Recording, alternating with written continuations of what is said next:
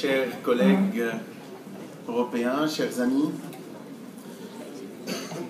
libanais, chrétiens, arabes, orientales, occidentales de formation, expatriés un temps en Europe, un autre temps dans le Golfe arabe, je crois que ces appartenances multiples résument bien l'esprit avec lequel j'entends apporter ma contribution à ce débat. Je souhaite remercier le groupe parlementaire du Parti populaire européen de m'avoir donné l'occasion de participer à ces journées d'études et de faire partie de ce panel qui entend discuter des aspects de la gestion des flux migratoires et des échanges culturels dans le cadre de l'accompagnement du printemps arabe.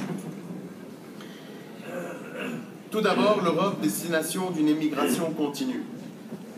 Étant le seul arabe de ce panel, je me dois d'apporter un regard différent.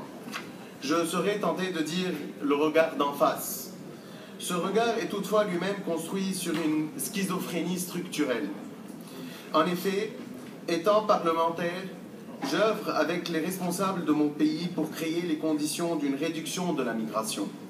Mais étant également citoyen libanais et arabe, je me dois d'éclairer mon auditoire sur le regard porté par les populations arabes sur la tendance européenne visant à limiter les migrations et sur les conséquences d'une stigmatisation des émigrés.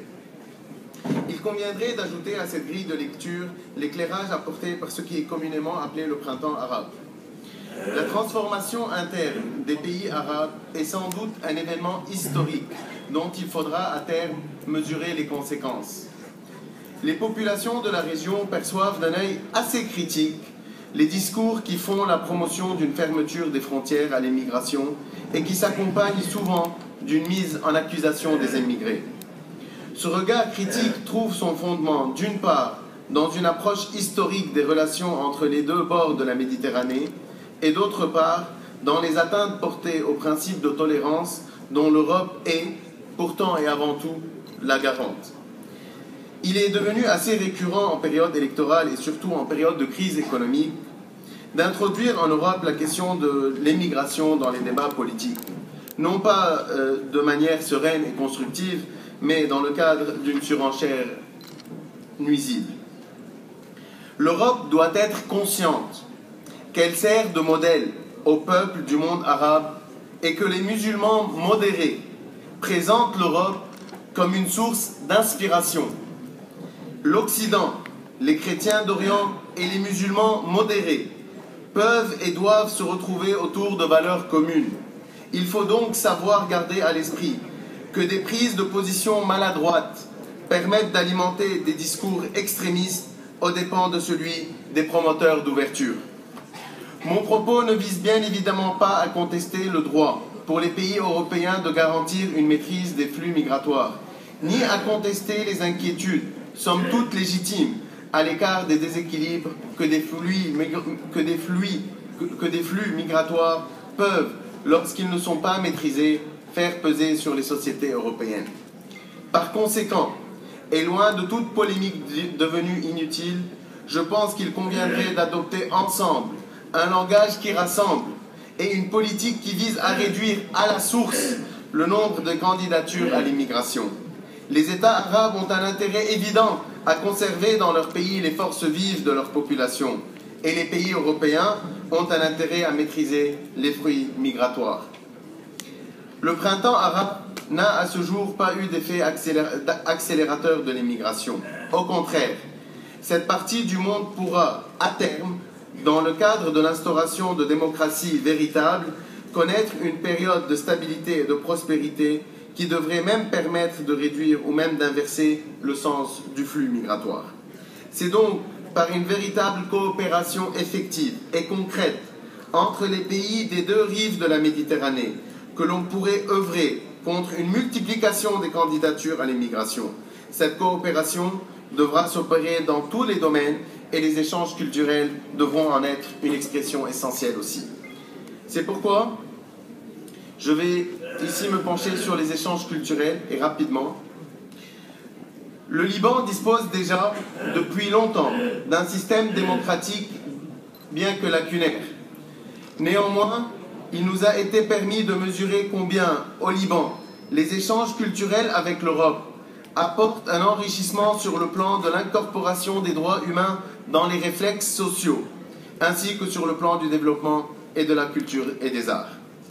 L'échange culturel constituera donc également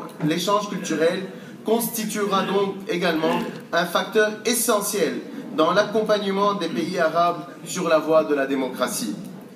Il est évident que la liberté d'expression, les manifestations artistiques et le développement de la culture en général contribueront efficacement à une meilleure assimilation par les peuples de la région du cadre nouveau qui sera issu de ce qu'on a convenu d'appeler le printemps arabe.